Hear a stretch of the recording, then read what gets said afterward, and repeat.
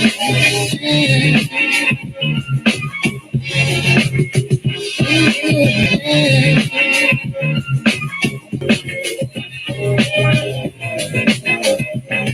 get to leave. What up? What up? What up? What up, man? What up? It's your boy Q. What it look like, man? Today, man. It's my first show. This is my first live. So y'all bear with your boy, man. Bear with your boy. I got some good stuff for you today. Y'all know we're gonna talk about a little bit of everything. If you're dealing with me, I'm gonna talk about a little bit of everything. That's just how versatile I am. So, you know, what the hell? So anyway, I've been hearing everybody talking about super teams and how super teams are, LeBron created, so to speak. And don't get me wrong, man. I get it. I understand why people come with this narrative. I guess they don't have shit else to talk about or anything else of value to say. So you figure that a way to discredit LeBron or to make LeBron look stupid or whatever the case may be is for you to run out and say, oh, he's jumping ship, he's jumping from this team to that team and so on and so forth. And personally, I just find it to be a bunch of bullshit. It doesn't it don't hold no weight to me, man. Look, like I tell everybody, the object of the game is to win the game. You want to win. You want to win when you play. So when we play ball on the playground or in the gym or wherever we was at when we was hooping, when we went out, we would pick the best players available on the court. You know what I'm saying? You know, you had your two best captains or whatever the case may be, but you pick the best players available on the court. That's what you did. And I just don't understand why everybody knocks this man for going out to go get the best players available. Now, mind you, first and foremost, if we're talking about winners, Jeannie Buss comes from a winning franchise. She comes from a winning stock, so to speak. So she understands she want to win too. It ain't just about LeBron wanting to win. She wants to win as well. So she's going to do whatever it takes to make sure that happens. So now, don't get me wrong. I'm pretty sure LeBron has input. He gets to say, hey, I think you should draft this guy or we should bring this guy in or whatever the case may be. But at the end of the day, Jeannie Buss wants to win too. She comes from her family. Her family business is the most winningest franchise or one of the most winningest franchises. If they win the championship this year, then they would be the winningest in basketball. And so because of that, she automatically feels like, shit, I got to do whatever I need to do to make sure that I got the best team, that I'm putting the best product on the floor so I can win. I want to win. I want to further my father's legacy. So that's the first thing. With that being said, when you start talking about super teams and motherfuckers going to get other players and all that shit there, you think the owner of the franchise don't want to win too? You think they want to be sorry? Come on, man.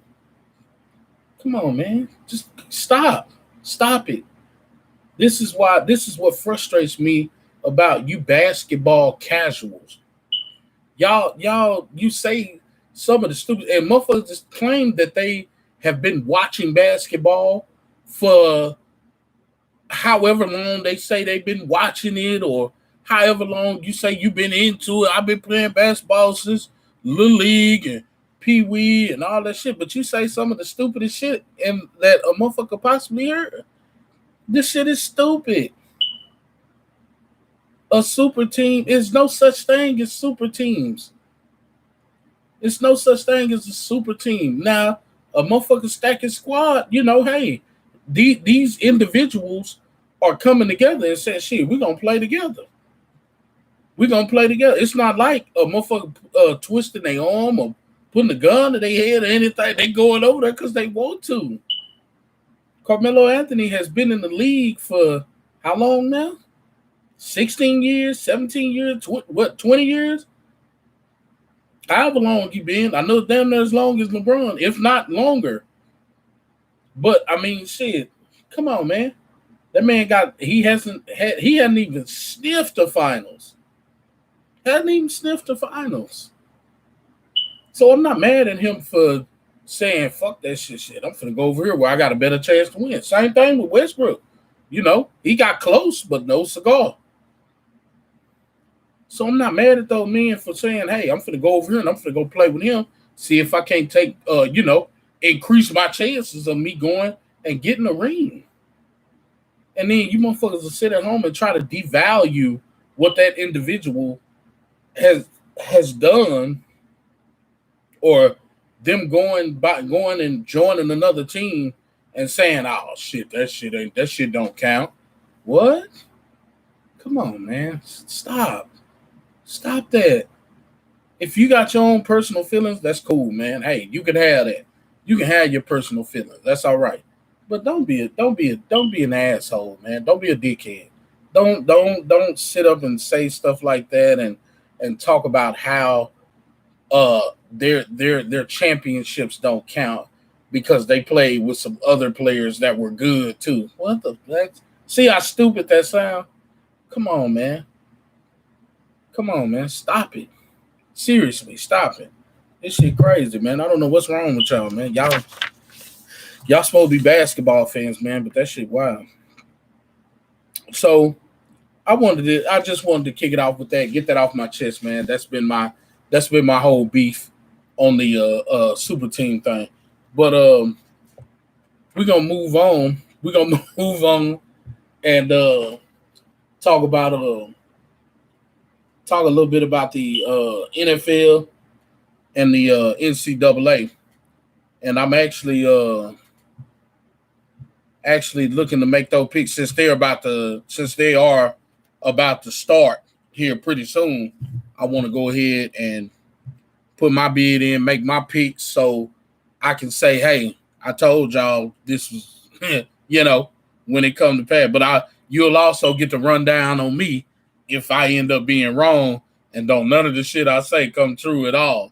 So, but I'm also going to bring my partner Tyler bid with me. And we're going to sit up and conversate a little bit on that too. So y'all bear with me for a moment while I get him on the phone. Drive me crazy. That shit drives me absolutely crazy. Give me a second.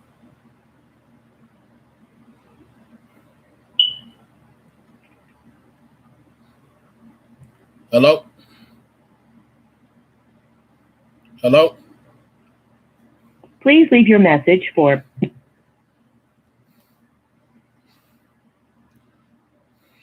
We'll keep trying and getting them on there. See if I can get him on there. I got I myself personally, I got the Cowboys and the Texas Longhorns winning it all this year. And let me explain this to everybody so y'all know. I'm a homer.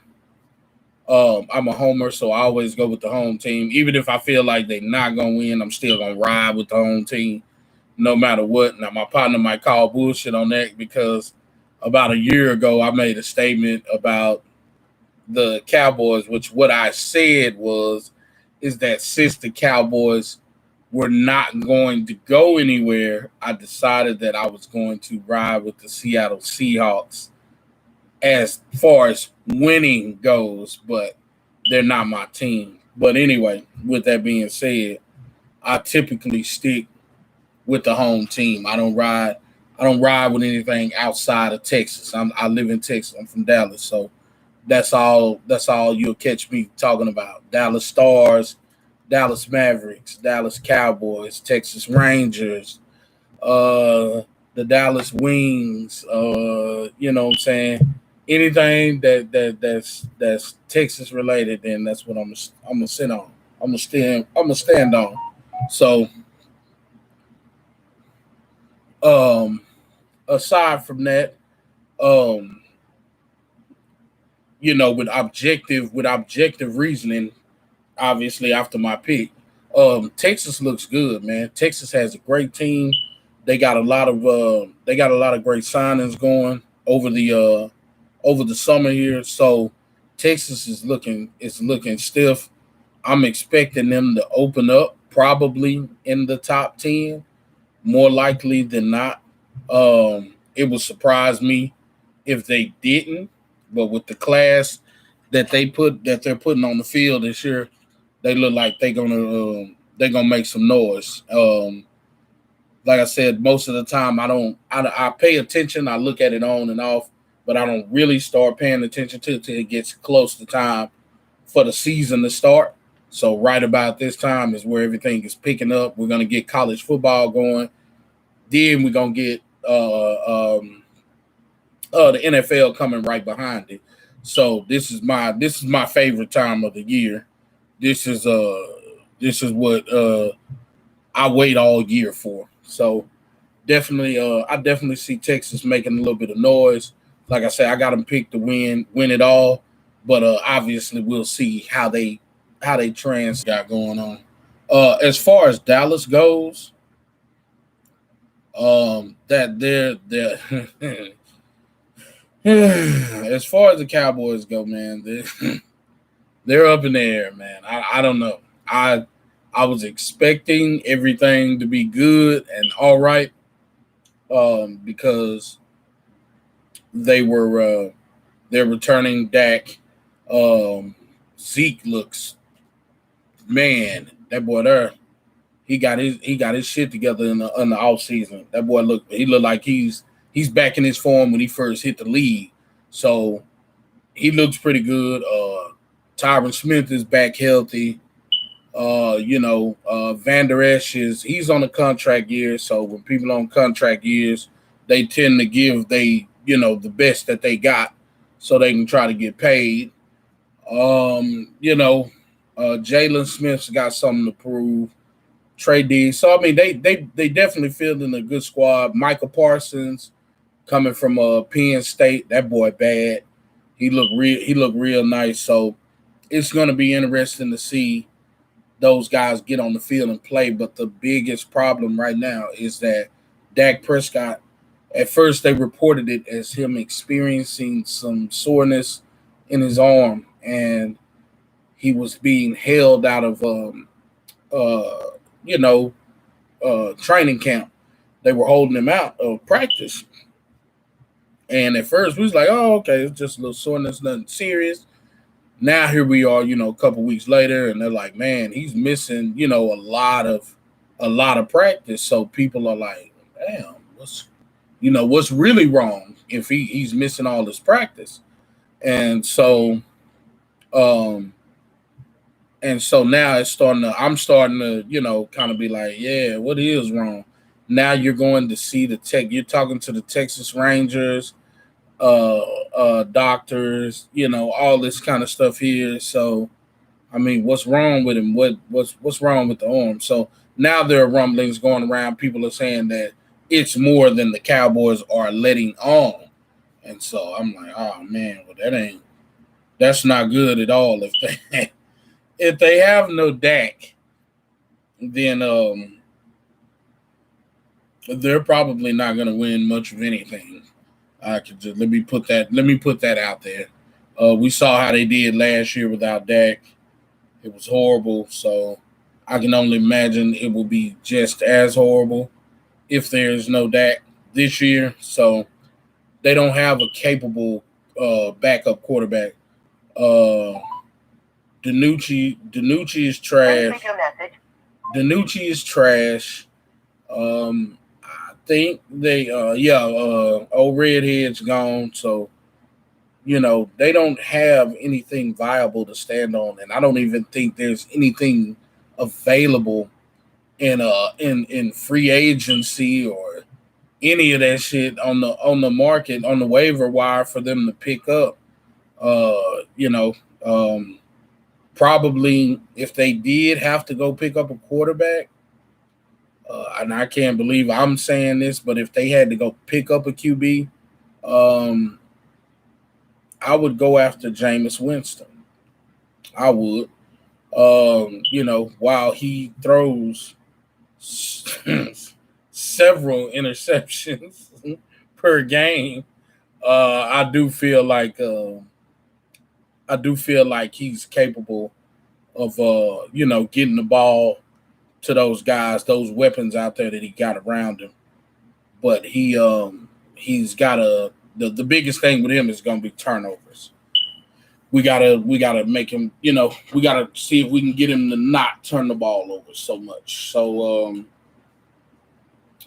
that's how I feel about that with Dallas. It's gonna be a hit or miss type season. Like I said, if we have Dak Prescott, then you can expect them to win the East, at least win the East, and then possibly go on to bring a Super Bowl back to the D, man, since the 90s. You hear me? You hear me? But I'm saying, no, I know y'all don't want to hear that, but those are just Dallas haters. So we'll see. We'll see how everything turns out. So I want to let's jump back to let's jump back to this man. I want to talk about this dude because I feel like he has just in the state of LA. I just feel like he has. I am not 100% sure why Dennis Schroeder turned down a 4-year, $84 million contract. Why? I have no idea. And now he is in the biggest bucket of shit that you could possibly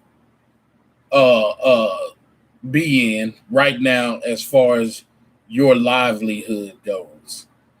I don't get it. I don't understand why he did that. Hey, entertainment, what's up, bro? I don't understand why he did that. I don't understand that. This man turned down $84 million. Now he can't find a contract to save his life. He can't find one to save his life. He's been looking, shopping himself around. Everybody is telling him the exact same thing. We're not interested. Now, right now, the only individual that's even remotely thinking about signing him is the Celtics. And they're looking at signing him for a 1-year, $9.5 million tender. That's it. You went from $84 million to 9.5.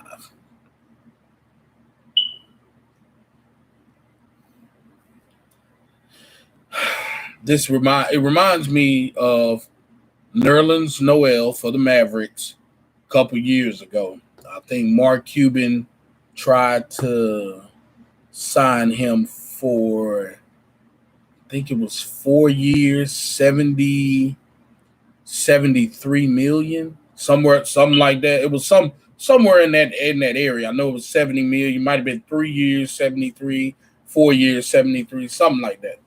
But he had the same deal on the table, and instead of taking that deal, he chose to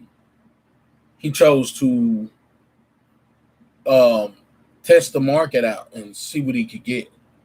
And obviously when he did that, he couldn't find anything. He couldn't find anything, and it ultimately left him high. It left him high and dry.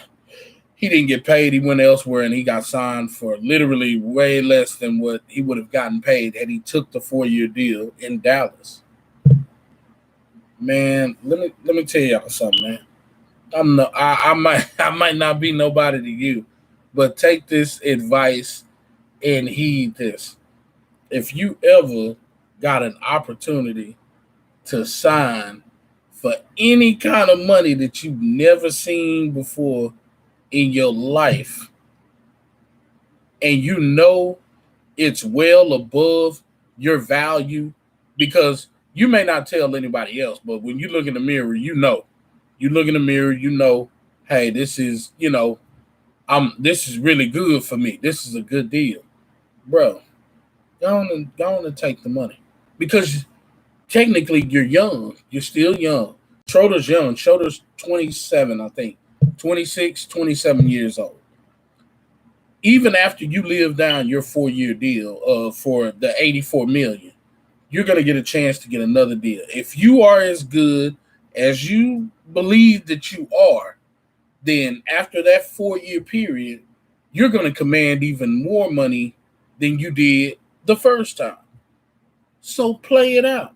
Go ahead, play it out, and get paid and put some money in your pocket, so that way you will be able to say that you was in this game. You didn't leave with nothing. You were able to accomplish and do what you wanted to do while you were here. That's if you sign a contract for $84 million, you're pretty much setting yourself for life. You're basically setting yourself for life. You don't have to worry about nothing ever again. $84 million will take care of you if you are, not horrible with money. You're looking at living your life, your kids' life, your kids' life. I mean, $84 million is a nice chunk of change, man. That's a nice chunk of change, man. That is a very nice chunk of change. So I don't know what he's going to do. I don't know how he's going to handle this situation now. If he signs for a 1-year contract, he's going to probably have to play for a year. Basically, all the work that he put in to get to that point, to get offered that $84 million, well, now he's going to have to rebuild all that. He's got to put that all back together again. So he's got to have a season where he's going to have to average at least, maybe, anywhere between 17 to 20 points a game, give or take.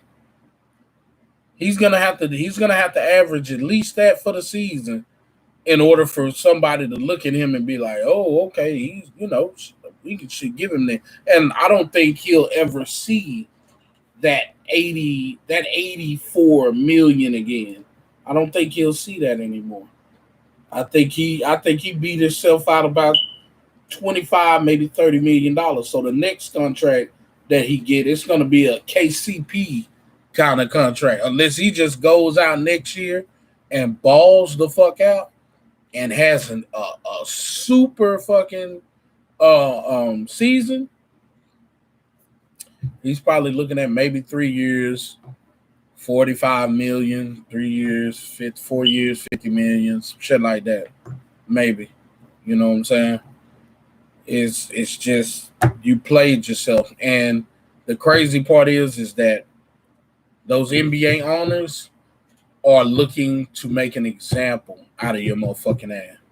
They're going to make an example out of you, and they're going to handle you accordingly.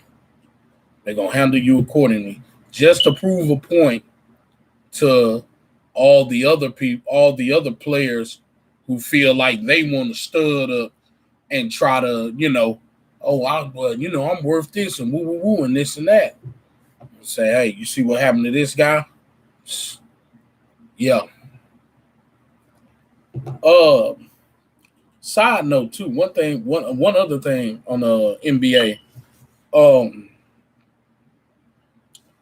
um, uh, I just saw the.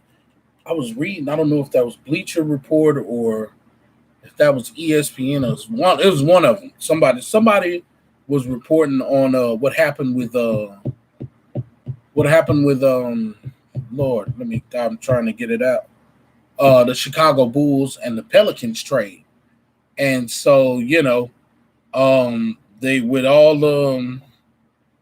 one of the ex executives, or I think he was an ex GM or something. He was talking to Bleacher Report, and he was just telling them, "Hey, um, if it's found out that they were tampering, that I'm saying they were doing something that they had no business doing, the league is about to drop the hammer on them, and so much so that they could possibly end up losing losing Lonzo Ball. Lonzo Ball could end up going back to the Pelicans because of them jumping the gun on signing, which there was basically tampering. From what I understand, it was stupid what they did because they didn't even have to do it. It was one of those things where it was like, damn, you couldn't have waited 20 more minutes. That's how stupid it was. So I don't know, man. That's crazy. I guess the Pelicans weren't a crying wolf after all. They really knew it was some shit in the game. So yeah, but that's a possibility right now. So wow, I guess we'll keep our eyes out on that and see what happens, how that plays out. Um Aside from that, man, one last thing that I'm gonna touch on before I get out of here. Um, this whole um, women being paid the same amount as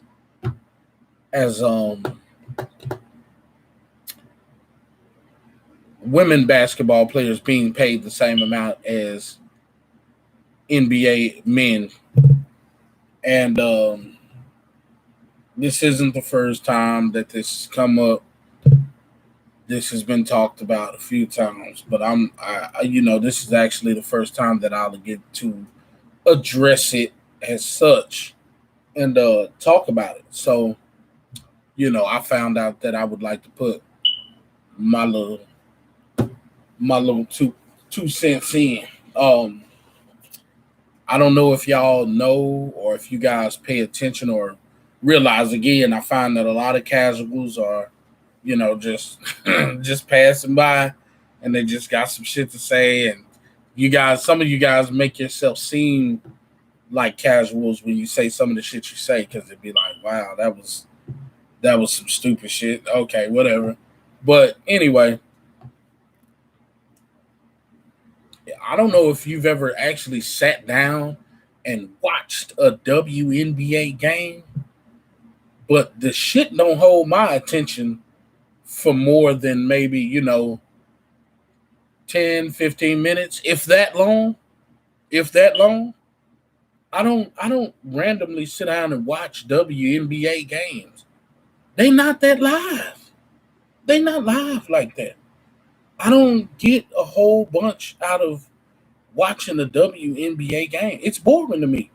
And this doesn't have anything to do with men versus women. I mean, even though they're trying to make it that, but it don't have nothing to do with it. This shit is just boring. It's not, you know, I want to quote one of my partners.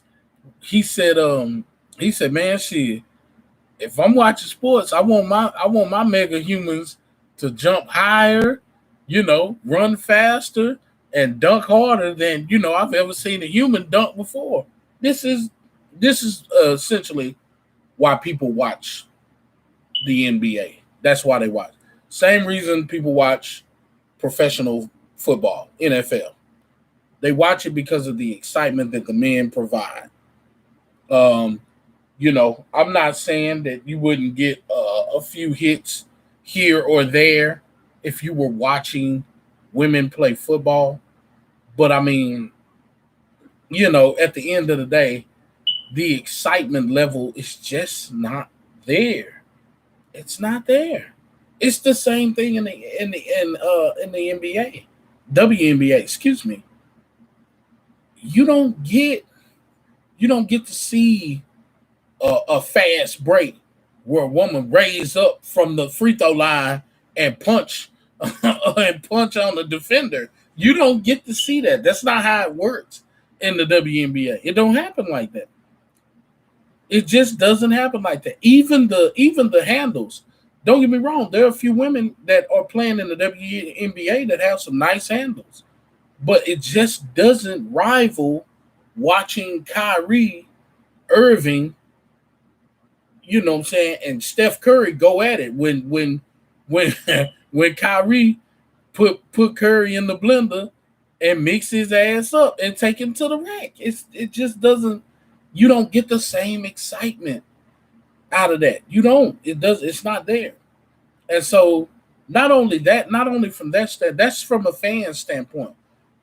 From a business standpoint, wouldn't you agree that if you had the WNBA, that you would want it to work? So I've heard people say, "Oh, well, the powers that be won't allow them to, you know, they don't promote them the same way that they promote the NBA players. They don't do this the same way they do the NBA, the men players." Well, I mean, come on, man, stop that. Stop it. Do you think if you think the people don't want to make no money? Do you really believe that they don't want to get paid off of someone else's sweat and labor? Because that's essentially what they're doing to the men players too. They're doing the same thing to them. They get paid off their labor. They just pay them a lot of money to do it because the men players, shit, they know they worth. They value themselves higher. The women, if they were smart and you really didn't feel like you was getting paid enough, shit, you wouldn't play. You would sit out. And you would say, shit, I'm not gonna play until you give me what I feel I'm worth. I want to get paid $550,000 a year. I want to get paid $2 million a year, $3 million a year, whatever. And I mean, you could shoot that out there. You could try that, but I mean, 9 times out of 10, I could really see the the people in the NBA saying, "Ah, shit, okay, then. Well, you know what? Fuck it, shit. Just scrap the whole league. Just fuck it. Just scrap it because it ain't the money ain't there. You got about, I guarantee you, the WNBA probably got about 2 million fans. About 2 million fans. I could be wrong, give or take, but I'm just saying that seems like about the amount of people that are interested in the WNBA. When we talk about the NBA, the actual men's league, we're talking about 30, 40, 50, 60 million people that are watching this. Maybe a higher number, may get into the hundreds, who knows? But the numbers are they're staggering. They're absolutely staggering. You're not going to be able to get away with charging, $10,000 for floor seats to a Comets game. You can't. No, it's not going to work. And that's because the value is not there. The value isn't there. Even though they play the sport well, they don't play it like the men play it. It just hits different. They play at a higher level, faster speed. Everything is done at a higher clip than what the women do. And that's what the people are paying to see. That's what they want to see. So, You'll probably never see a point where women will be making as much as, forget more, as much as an male NBA player. It's not going to happen. We're not going to do it. So, I mean, with that being said, man, that I like to talk about. So, hey, man, much love. I appreciate those who were out there who watch or who get to see this video, man. Don't forget to subscribe to my channel, Q&A. Come on in and come holler at me, man. Show love, support. Thank y'all. I appreciate it, man. And one love. I'm out of here, man. Peace.